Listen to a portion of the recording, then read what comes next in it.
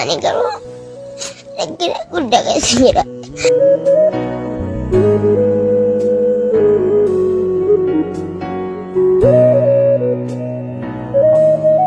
Akkam jirtu nagaadha? Nagaa galataa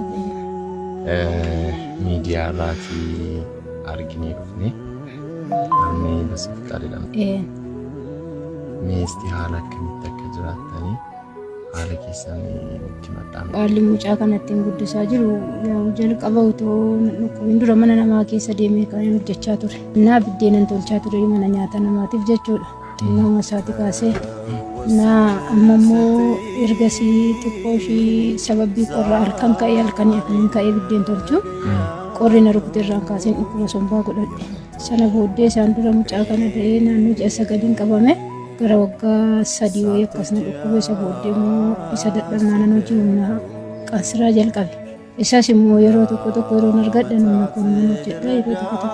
Egaa akkuma dhageessan qalbiin nama cabaa namni daa'ima ola deemaa mucaa xiqqaa kana wallaaltan hin jirtanu namoonni hedduun haasawaa isaa yeroo inni miidiyaan garaagaraa intarviyuu godhan hedduu mucaa kanatti gammaddanii sheer gochaa turtan.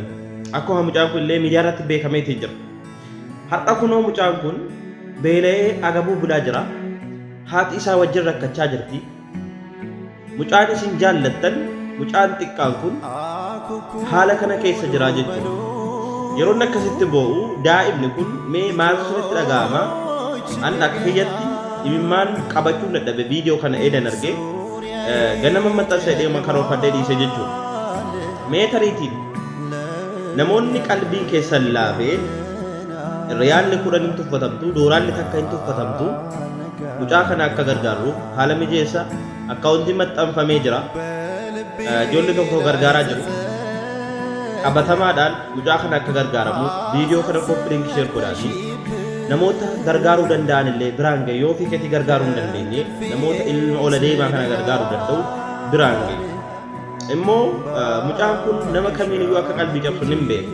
Akka jaallattanis waan hin beekuuf jechuudha. Mee yoo waa gochuuf hin dandeenye viidiyoo kana namoota gargaaruu danda'an biraan gaatee yoo gadhee kee baate baay'ee nama tola jechuun barbaada. Asaasinitti hin dheeressu.